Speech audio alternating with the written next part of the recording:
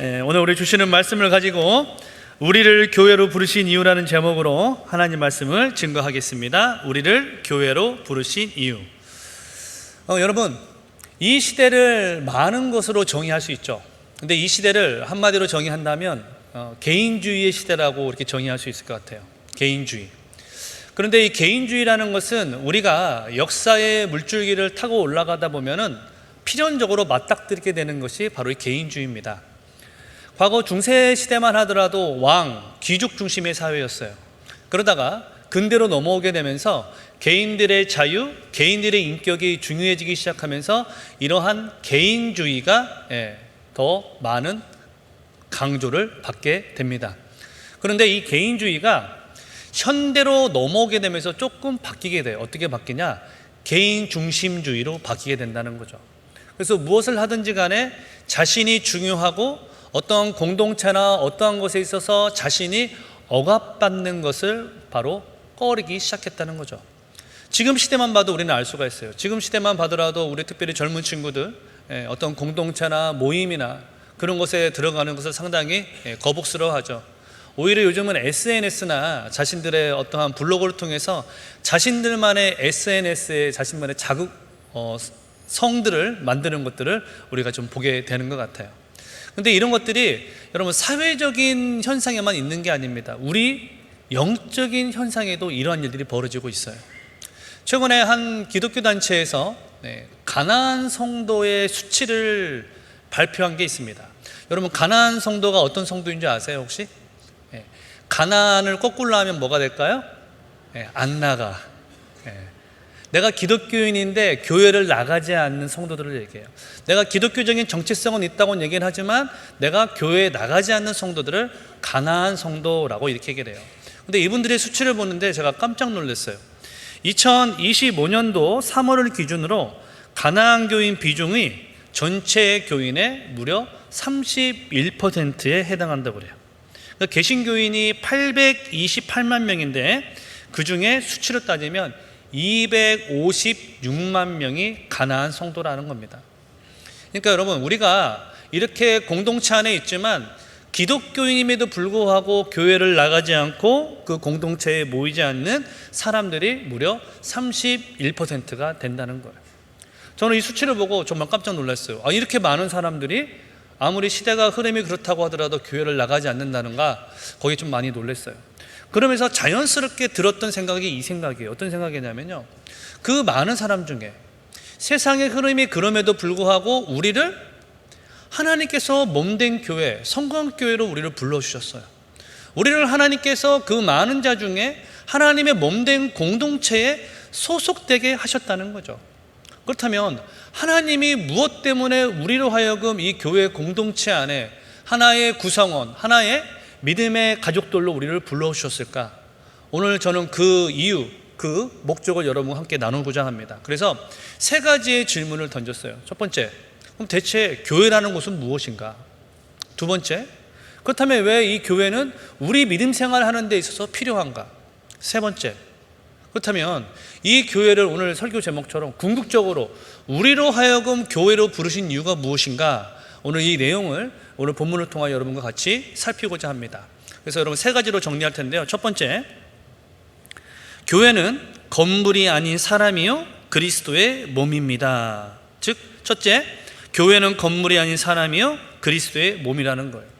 자, 오늘 우리가 읽었던 고린도서 12장 27절에는 이렇게 얘기를 합니다. 우리 한번 같이 한번 읽을까요? 시작. 너희는 그리스도의 몸이요 지체의 각 부분이라.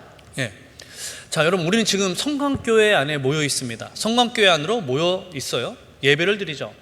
근데 여러분, 지금 이곳이 교회일까요? 아닐까요? 엄격히 말하면 교회가 아니에요. 이곳은 우리가 예배를 드리는 예배당입니다. 예배를 드리는 건물이지 바로 성경이 말하는 교회의 참된 의미는 아니에요. 우리가 그냥 편의적으로 우리가 성광교회, 교회라고 부를 뿐이지 이곳은 예배를 드리는 예배당이에요. 그러면 성경이 말하는 교회의 참된 의미는 무엇일까요? 우리가 이 교회의 단어, 이 성경에 쓰여 있는 이 헬라어인 에클레시아라는 단어에 우리가 좀 집중을 해야 됩니다. 여러분 한 번쯤은 다 들어보셨을 텐데요. 에클레시아. 이것은 두 단어가 합쳐진 거예요. 에크라는 단어와 칼레오라는 단어가 합쳐져 있어요. 에크는 무엇으로부터라는 단어고 칼레오는 부르다라는 뜻이에요. 즉 무엇으로부터 부르심을 받은 사람들의 모임이라고 해서 에클레시아, 그렇게 교회라고 지칭을 한다는 거예요. 그런데 사실 여러분, 이 에클레시아라는 단어는 원래는 교회라는 의미가 아니었어요. 고대 그리스에 아고라라는 광장들이 있잖아요. 그 광장에 시민들을 부릅니다. 그리고 나서 어떤 중요한 정책이나 어떤 것을 결정하기 위하여 사람들을 불렀을 때 그 모임을 에클레시아라고 했어요. 그런데 그 단어가 성경에서 쓰이게 되면서 하나님으로부터 부르심을 받은 거룩한 사람들의 모임이라는 뜻, 즉 에클레시아, 교회라는 이름으로 쓰이기 시작했다는 거예요. 자, 그렇다면 여러분, 자, 세상으로부터 거룩하게 구별받아 부르심을 받은 사람들의 모임이 교회라고 했는데, 제가 여기서 하나 짓궂은 질문을 하나 드리겠습니다. 그러면 나 개인은 교회일까요, 아닐까요? 반절 헷갈려요. 예. 근데 엄격히 말하면 이 에클레시아라는 이 단어는 개인에게는 적용되지 않습니다. 성경에 에클레시아라는 단어가 신약에 114번이 사용이 돼요. 그런데 그 사용되는 모든 용법을 보면은 모임, 무리, 공동체 안에서 있을 때 그 단어를 사용을 해요. 개인에게는 사용되지 않습니다. 그럼 하나 더 물어볼게요. 자, 마태복음 18장에 보면 이런 말이 써 있어요. 마태복음 18장 20절 한번 띄워줄래요? 두세 사람이 내 이름으로 모인 곳에는 나도 그들 중에 있느니라. 자, 지금 예수님이 제자들에게, 사람들에게 무슨 얘기를 했어요? 두세 사람이 있는 중에 나는 그들 가운데 있을 것이다 라고 얘기를 해요. 그러면 두 사람 이상이 있으면 교회가 될까요?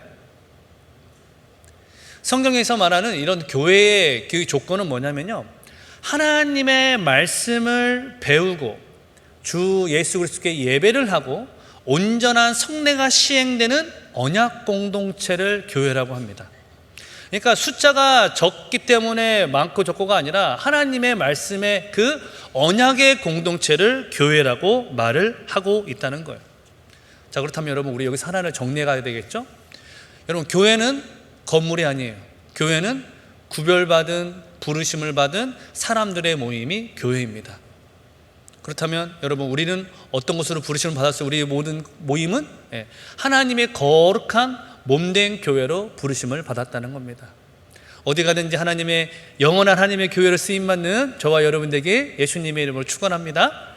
자, 그런데 여기서 사도 바울이 이 교회에 대해서 이 단어로 비유하여 표현을 해요. 어떤 단어냐면요, 몸이라는 단어예요. 여기 12장 27절 상반절 한번 보시겠어요? 이렇게 얘기를 해요.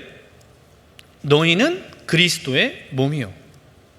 아니, 바울 사도가 우리 교회라는 것을 많은 것으로 비유할 수 있었을 텐데 그렇게 몸이라는 한 단어로 꼭 찍어서 우리 교회를 설명을 합니다. 그렇다면 이 교회라는 것이 어떤 특징이 있었기에 이렇게 몸이라고 표현했을까? 두 가지의 특징이 있어요. 첫 번째는 다양성, 그 다른 하나는 하나됨입니다. 자, 여러분, 교회는 다양성을 가지고 있어요. 오늘은 감사하게도 비가 안 오는데요, 주중에 비가 계속 왔죠. 비가 오다 안 오다, 그래서 비를 맞기도 하고 안 맞기도 했을 텐데, 제가 주중에 약속이 있어가지고 그 모임을 좀 갔습니다. 근데 비가 오니까 이제 그 모임을 한 다음에 나오는데 계속 비가 오더라고요. 그러니까 자연스럽게 우산을 펼쳐두고 나왔죠.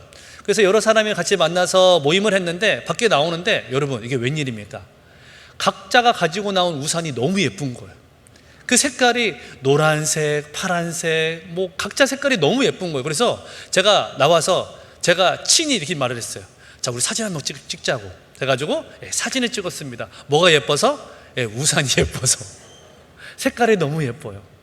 여러분, 제가 이 말씀을 드리는 이유가 있어요. 각자가 가지고 있는데 그 색깔이 하나하나가 너무 예쁘더라고요. 여러분, 우리 교회가 그래요. 우리 집에서도 우리 아이들 보면 어때요? 똑같은 부모님 밑에 태어났는데 여러분, 다 같습니까? 달라요? 다 달라요. 밥 먹는 것도 다르고 성격도 다르고 말투도 다르고 다 달라요. 그런데 다르니까 믿던가요? 아니요. 그냥 그 자체로 오밀조밀하고 너무 예뻐요. 여러분, 하나님의 몸된 교회가 그래요.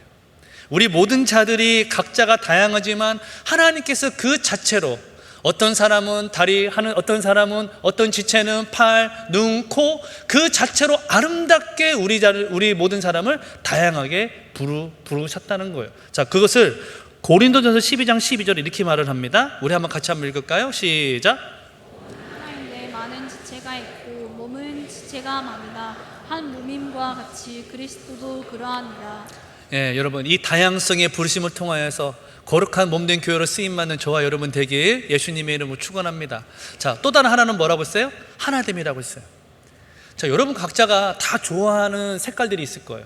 어떤 분은 노란색을 좋아하고 어떤 분은 파란색, 어떤 분은 빨간색, 어떤 분은 뭐 초록색, 다 좋아하는 색깔이 다 다를 거예요. 그런데 교회란 것은 어떤 곳이냐면요, 여러분이 좋아하는 모든 색깔을 다 모아놓은 곳이 교회예요. 지금 제가 최근에 이제 비가 많이 오다 보니까 비가 오고 나서 해가 뜨면 뭐가 나타나죠? 무지개가 나타나요. 근데 무지개를 자세히 보시면 우리가 뭐 빨주, 노초 이렇게 여러 가지 색깔이 있다고 하잖아요. 다 하나하나가 예쁜 색깔이에요. 그런데 그 색깔을 하나로 모아놓으니까 더 영롱하고 더 멋지게 보여요. 여러분, 우리의 몸된 교회가 그렇다는 거예요. 하나님께서 우리의 모든 다양한 사람들, 모두 각자가 다 다르지만 그리스도 안에서 몸된 하나님의 교회로, 다양하지만 하나된 몸된 교회로 우리를 부르셨다는 거예요.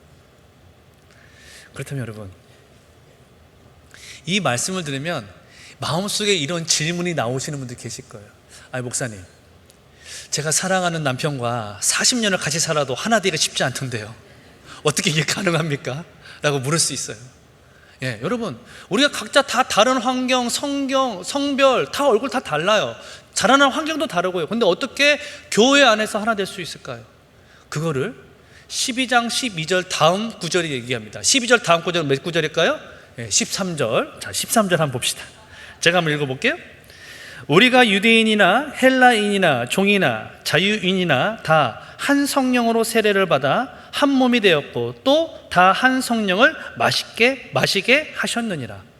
자, 그리스도의 한 몸 한 지체가 되었다고 하는데 13절에서 뭘 얘기하냐면요, 헬라인이나 자유인이나 종이나 주인이나 상관없이 다 한 성령을 마시게 하셨다고 말을 해요.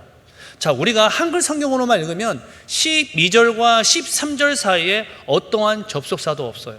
그런데 이것을 원문으로 읽으면 어떤 접속사가 13절 앞에 있냐면 왜냐하면이라는 단어가 있어요. 그래서 왜냐하면이라는 단어를 넣어서 읽으면 더 명확해집니다. 제가 한번 읽어볼게요. 자, 12절. 몸은 하나인데 많은 지체가 있고 몸의 지체가 많으나 한 몸인과 같이 그리스도도 그러하니라. 왜냐하면 우리가 유대인이나 헬라인이나 종이나 자유인이나 다 한 성령으로 세례를 받아 한 몸이 되었고 또 다 한 성령을 마시게 하셨기 때문이니라. 이 얘기를 하고 있는 거예요. 여러분, 그렇습니다. 우리가 다양하지만 한 몸, 한 교회가 될 수 있었던 그 유일한 비결은 우리가 한 몸, 주 안에서 세례를 받고 동일한 성령으로 말미암아 그 성령을 우리 가운데 내주하여 주셨기 때문에 우리가 그리스도 안에서 다 하나 되는 하나의 몸된 공동체가 될 수 있다고 오늘 성경은 말을 하고 있다는 겁니다. 다양하지만 하나 되는 교회, 하나이지만 다양성을 통하여 하나님께 영광 올려드리는 교회로 살아가는 저와 여러분에게 예수님의 이름으로 축원합니다. 자, 그렇다면 여러분, 여기서 우리는 중요한 질문 하나 던져야 돼요. 자, 교회는 건물이 아니라고 했어요. 교회는 거룩하게 부르심을 받은 사람들의 모임이라고 했어요. 그렇다면 하나님이 왜 우리 모든 자들에게 이 교회를 허락하여 주셔서 이 신앙의 생활을 하게 하셨냐는 거죠. 왜 교회를 우리로 하여금 필요케 하셨고 이것을 허락해 주셨냐는 거죠. 여기에 두 번째 메시지가 나옵니다. 자, 두 번째 띄워주시겠어요? 교회는 하나님 나라 소속임을 알게 해준다는 거예요. 교회는 나로 하여금 내가 하나님 나라 소속임을 알게 해준다는 거예요. 여러분, 성경은 우리에게 많은 명령을 내리는데 그 중에서도 강력하게 내리는 명령이 하나 있어요. 이게 뭐냐면요, 이 시대, 이 세대를 본받지 말라는 거예요. 자, 로마서 12장 2절 이렇게 말을 하죠. 우리 같이 한번 읽을까요? 시작. 너희는 이 세대들을 본받지 말고 오직 마음을 새롭게 함으로 변화를 받아 하나님의 선하시고 기뻐하시고 온전한 뜻이 무엇인지 분별하도록 하라. 자, 이 시대, 이 세대를 본받지 말래요. 그렇다면 이 시대, 이 세대가 무엇 하기에 본받지 말라고 얘기할까요? 제가 설교 초도에 이 시대, 이 세대를 여러분 개인주의 시대라고 말씀을 드렸어요. 근데 이 개인주의 시대가, 이 시대가 몰아가는 하나의 함정이 있어요. 이게 뭐냐면요, 단절과 고립입니다. 우리 인생을 홀로 있게 만든다는 거예요. 그러면 단절과 고립이 왜 무섭고 왜 우리가 가까이서는 안 되는 걸까요? 여러분, 우리가 혼자 될 때, 우리가 고립될 때 뭐가 우리 가운데 들어오기 시작하냐면요, 사단의 시험에 들어오기 시작했기 때문에. 우리가 최초의 인류가 범한 죄를 우리가 원죄라고 합니다. 근데 최초의 인간인 아담과 하와가 그 죄를 범하게 되는데, 여러분 잘 생각해 보세요. 창세기 때 뱀으로 변한 이 사단이 아담과 하와가 같이 있을 때 죄를 짓게 했습니까? 아니면 하와 혼자 있을 때 죄를 짓게 했습니까? 네, 혼자 있을 때 죄를 짓게 했어요. 뿐만이 아니에요.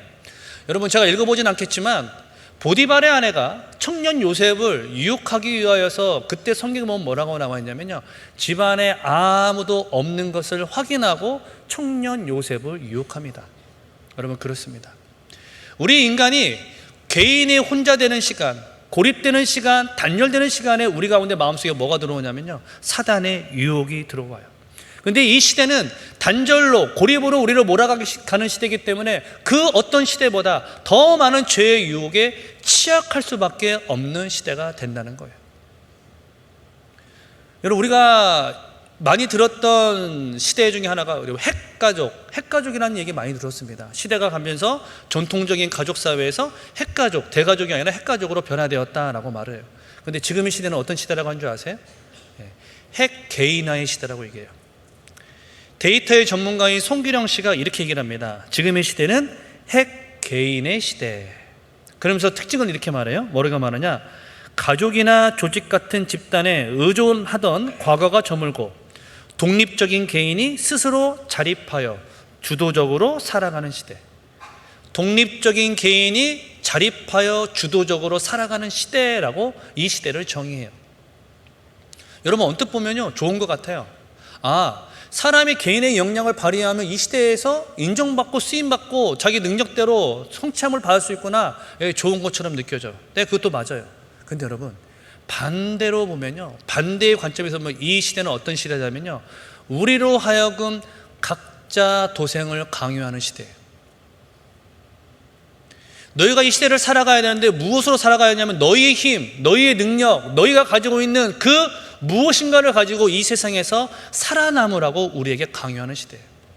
그래서 이 시대에 여러분, 빈번하게 과거에 비해서 많이 발생하는 범죄가 있어요. 그게 어떤 범죄냐면요, 묻지마 범죄예요. 묻지마 범죄. 한 번에 안면도 없는 그 모르는 사람에게 가서 그 모든 분노를 쏟아냅니다. 해코지를 하고 상해를 입혀요. 그래서 범죄 심리학자들이 대체 왜 유형에 이런 범죄 유형이 늘어났을까 해가지고 범죄 유형을 조사해 봤더니 이러한 유형을 뭐라고 말하냐면요, 외로운 늑대형 범죄래요. 외로운 늑대형 범죄. 그러니까 안면이 없는 사람에 가서 그냥 불특정 다수를 가서 공격을 하는 거예요. 그런데 이렇게 되는 과정이 있다고 합니다. 이 사람이 개인적으로, 사회적으로 고립이 되고 단절이 됩니다. 그러면 말 그대로 직장에서, 친구 관계에서 부적응자가 돼요. 이성이나 동성의 관계에서 온전하게 관계를 하지 못하는 거예요. 그러면 이 사람은 어떻게 되느냐? 점점 고립화가 되면서 자신의 삶을 알코올이나 약물에 의존하게 됩니다.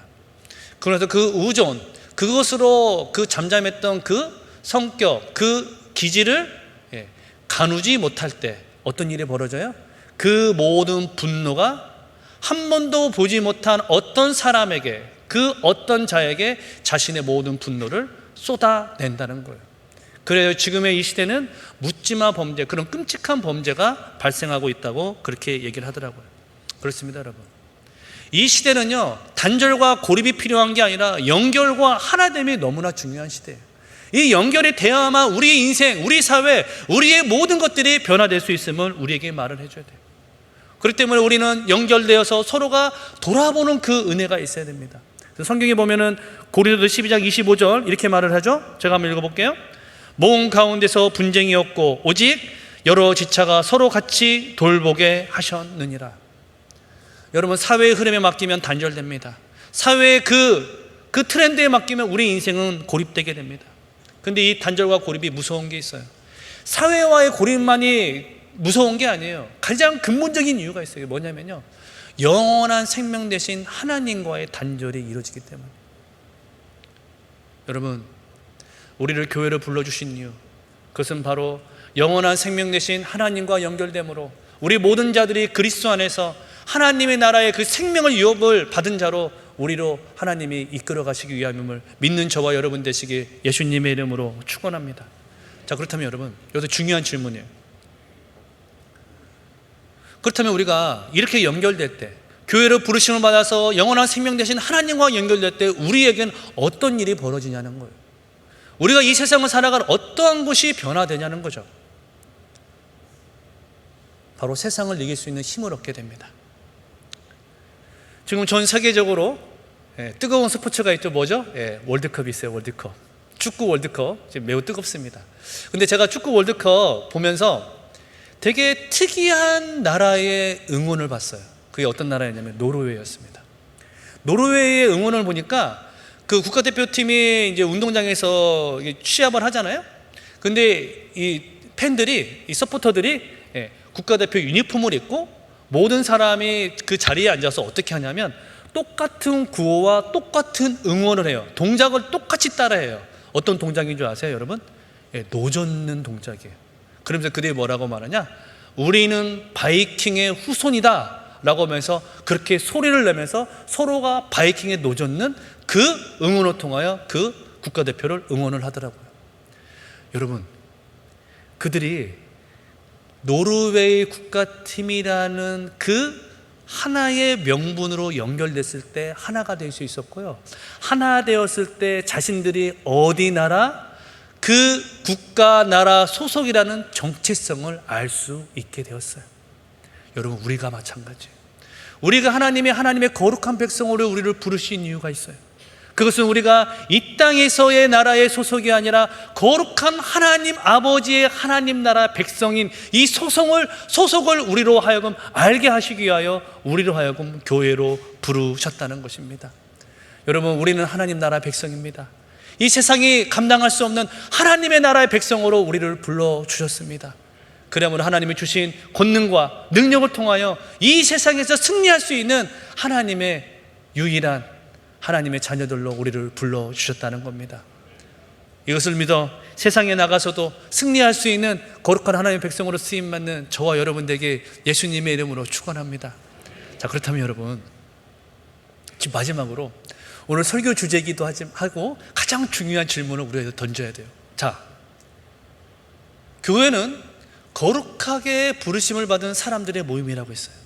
그리고 우리가 하나님의 나라의 소속인 걸 알기 위하여 우리로 하여금 교회가 필요케 하시고 우리를 교회를 허락해 주셨다고 하셨어요. 그렇다면 우리 모든 자를 교회라는 그 존재, 그 거룩한 이름으로 부르신 이유가 무엇이냐는 거예요. 여기에 바로 마지막 중요한 메시지가 있습니다. 바로 세 번째 메시지인데요, 교회는 하나님 나라 완성의 길을 걷게 한다는 거예요. 교회는 우리가 하나님 나라 완성의 그날까지 그 길을 걷게 하는 공동체가 된다는 거예요. 여러분, 어거스틴이라는 분 한번 이름 들어보신 적 있는지 모르겠어요. 이 어거스틴이라는 분이 쓴 책 중에 하나가 신의 도성이라는 책이 있어요. 신의 도성. 이 책의 큰 줄거리는 바로 이런 내용입니다. 인류의 역사에는 두 가지의 도성이 있대요. 첫 번째는 지상의 도성, 두 번째는 하늘의 도성인 신의 도성이 있다고 얘기를 해요.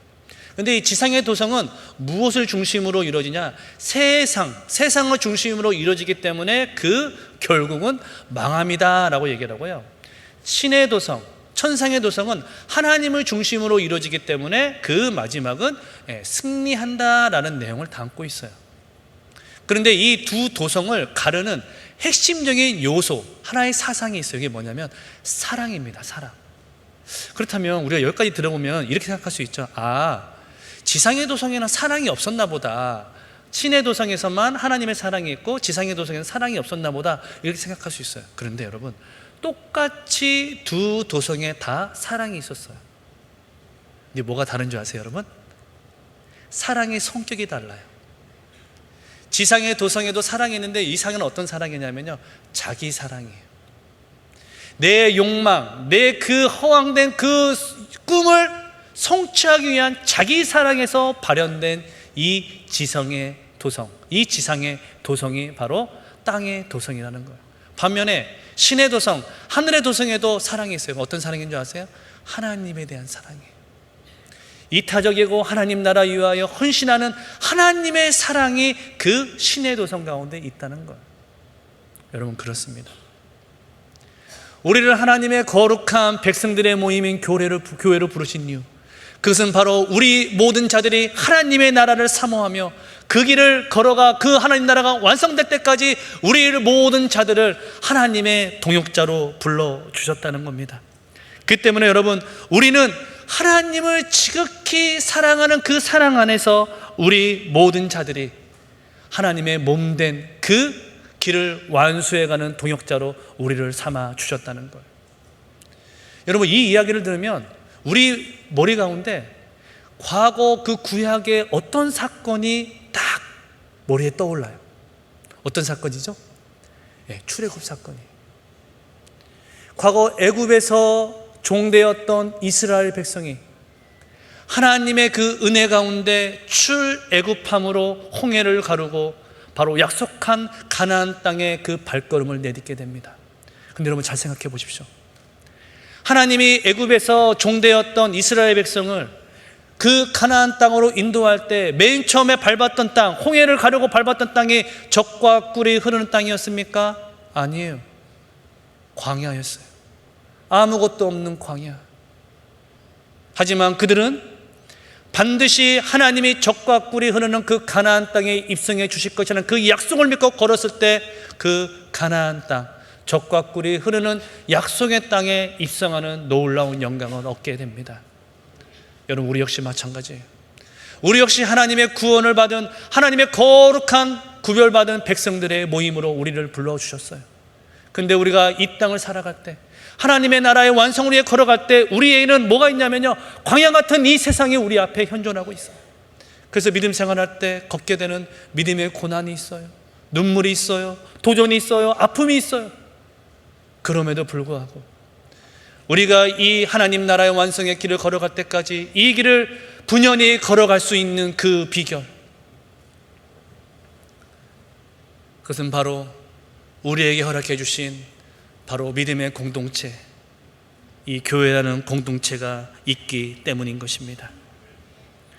여러분, 그렇기 때문에 오늘 하나님께서 한 공동체에서 같은 그리스도를 믿는 믿음으로 우리를 하나님의 동역자로 불러주신 줄 여러분 믿으시길 바랍니다. 그런데 여러분, 하나님의 동역자로 불러주신 이 교회, 이 하나님 나라의 완성을 위하여 그 길을 걷게 하신 이 교회에는 여기에 더 놀라운 비밀이 하나 숨어 있어요. 여러분, 어떤 비밀인 줄 아세요? 하나님이 하나님의 나라의 확장을 하나님이 만들어 가시는데, 완성을 위하여, 그 하나님 나라의 확장을 위하여 누구를 사용한 줄 아세요, 여러분? 우리 교회를 사용하세요. 나를 사용하세요. 믿기지 않는 표정 지으신데, 여러분 빌립보서 2장 한번 볼까요? 빌립보서 2장. 자, 2장 13절 한번 같이 한번 읽어보겠습니다. 시작. 너희 안에서 행하시는 이는 하나님이시니 자기의 기쁘신 뜻을 위하여 너희에게 소원을 두고 행하게 하시나니. 여러분, 하나님이 하나님 나라의 완성을 위하여 오늘도 지금도 역사하고 계세요. 그런데 그 하나님 나라의 확장을 위하여 어떻게 하시냐면요, 우리 마음 가운데 하나님의 나라를 열망하는 그 소원을 불어넣어 주신다는 거예요. 그래서 내 마음의 소원을 가지고 하나님의 나라의 그 현장 가운데 그 하나님의 영광이 누구를 통하여? 나를 통하여. 누구를 통하여? 우리의 몸된 교회를 통하여 하나님의 영광 받으시기를 원하신다는 거예요. 여러분, 우리가 이렇게 말을 할 때가 있습니다. 야, 세상이 너무 썩었어. 사회가 너무나 혼란해, 어지러워. 드라마가 선정적이고 영화가 너무 폭력적이야. 정치가 깨끗하지 못하고 사회가 왜 이런지 모르겠어. 예, 맞아요. 우리가 볼 때 그래요. 그렇다면 여러분, 저는 여러분에게 도전하고 싶어요. 여러분, 내가 먼저 그곳에 들어가서 능력 있는 기독교인 작가가 되십시오. PD가 되세요. 또한 내가 능력 있는 정치가가 되고 내가 능력 있는 사회적인 일꾼이 되어서 하나님의 나라의 그 가치를 여러분의 삶의 현장에서 드러내십시오. 나에게 주신 삶의 현장에서 하나님이 우리에게 주신 소원, 나의 가족을 구원시키고 내가 있는 나의 가정이 하나님의 나라의 거룩한 백성들이 되고 내 삶의 현장에서 하나님 앞에 부끄러움 없는 인생으로 살아가게, 나부터 하나님 앞에 소원을 품을 때 하나님의 그 소원을 이 세상의 열매로 사용해 주실 것입니다. 여러분, 이것이 우리를 교회로 부르신 궁극적인 이유입니다. 세상은 우리에게 오늘도 각자 도생의 삶을 살라고 우리에게 강요해요. 하지만 그렇게 해서는 안 됩니다. 우리는 연결되어야 돼요. 연결되어질 때 비로소 우리 가운데 온전한 그리스도의 몸된 교회로 살아갈 수 있기 때문입니다. 우리 여기 3부 예배 들으시는 분들 중에 우리 성광교회, 우리 공동체 가운데 아직 연결되지 않았다면 여러분, 우리 2층에 가면 새가족 부실이 있습니다. 가셔서 등록하시고, 우리 로베만 가도 우리 아름답게 옷을 입은 우리 안내위원들이 여러분을 안내해 주실 거예요. 우리 성광교회를, 그리고요, 교구, 젊은 부부 모임, 전도회, 영유아부부터 청년부까지 수많은 공동체, 연결될 수 있는 너무나 많은 공동체가 있어요. 여러분, 연결될 때 비로소 우리에게 능력이 나타납니다. 여러분, 좀 재밌는 게 뭔지 아세요? 이 시대조차도 어디에 자본이 몰리는 줄 아세요? 연결되는 곳, 말 그대로 플랫폼이라고 하죠. 그곳 가운데 모든 정보가 모이고 모든 자본이 모입니다. 바로 연결이 힘이기 때문인 거예요. 여러분, 다른 무엇보다 여러분 하나님과 연결되기 바랍니다. 교회와 하나 되기 바랍니다. 아프리카도 이런 속담이 있죠. 빨리 가려면 혼자 가고 멀리 가려면 같이 가라, 함께 가라. 오늘 우리에게 주시는 말씀이실 겁니다. 여러분, 오늘 또 하나님은 우리가 하나 된 공동체로 주님과 연결되어 하나님 나라의 완성을 위하여 하나님께 쓰임받길 하나님은 오늘도 원하십니다. 그렇기 위하여 오늘 우리에게 이런 성광교회 이 공동체를 허락해 주신 줄 여러분 믿으시길 바랍니다. 근데 여러분, 더 놀라운 게 뭔지 아세요? 하나님은요, 이미 하나님 그분 자체가 공동체의 하나님임을 오늘 우리에게 먼저 말씀해 주셨어요. 이 세상을 창조하실 때 어떻게 창조하셨나 보실래요? 창세기 1장 26절 한번 띄워주실래요? 이렇게 얘기를 해요.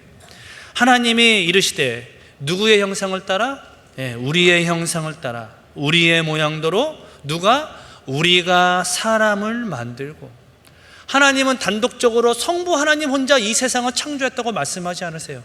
성부, 성자, 성령 삼위 하나님이 우리 공동체성을 가지고 이 세상을 창조하시고 우리 모든 피조물들을 지었다고 오늘 성경은 이야기합니다. 뿐만이 아니에요. 그 하나님이 육체로 이 땅에 오신 예수님께서 우리 사랑하는 제자들에게 기도를 가르쳐 주실 때 하늘에 계신 어떤 아버지라고 말하죠? 우리 아버지예요. 나의 아버지가 아니라 우리 아버지예요. 또한 예수님이 이 땅에 사랑하는 백성들과 제자들에게 마지막으로 말씀하실 때 세상 끝날까지 내가 누구와 함께 한대요? 너희와 함께 한대요. 여러분, 그렇습니다. 같이함이 능력입니다. 연결됨이 하나님의 권능이 됩니다. 오늘 예수님께서 이 말씀을 요한복음 12장 5절에서 이렇게 말씀하셨어요. 제가 읽겠습니다. 나는 포도나무요 너희는 가지라. 그가 내 안에 내가 그 안에 거하면 사람이 열매를 많이 맺나니 나를 떠나서는 너희가 아무것도 할 수 없음이라. 여러분, 이 말씀을 오늘 사도 바울이 고린도전서 12장 27절에서 이렇게 말하고 있는 거예요. 우리 마지막으로 다시 한번 읽어보겠습니다. 시작. 너희는 그리스도의 몸이요 지체의 각 부분이라. 아멘. 여러분, 머리 대신 그리스도와 연결되시기 바랍니다. 몸된 교회와 하나 되시기 바랍니다. 그때 놀라운 생명의 능력이 우리 가운데 임할 것입니다. 그래야 이 어둠 가득한 이 세상에서 그리스도와 연결됨으로, 교회와 하나됨으로 거룩한 빛, 성광의 그 이름처럼 거룩한 빛과 수금으로 쓰임받는 성광의 모든 자녀들 되시길 예수님의 이름으로 축원합니다. 말씀을 마무리하겠습니다. 오늘 성경은 우리로 하여금 왜 우리를 교회로 부르셨는지를 알게 해주셨습니다. 여러분, 교회는 건물이 아닙니다. 하나님의 부르심을 받은 사람들의 거룩한 모임, 그게 바로 교회입니다. 우리를 교회로 허락하신 이유, 교회가 필요한 이유는 바로 나로 하여금 하나님 나라 소속임을, 하나님 아버지의 자녀임을 깨닫게 하기 위함입니다. 또 우리를 교회로 부르신 이유는 무엇이에요? 하나님 나라의 완성까지 그 길을 걸어가는 하나님 나라의 동역자로 우리를 불러주셔서 우리 가운데 소원을 두고 그 나라의 하나님의 나라의 확장을 위하여 우리를 불러주셨다는 것입니다.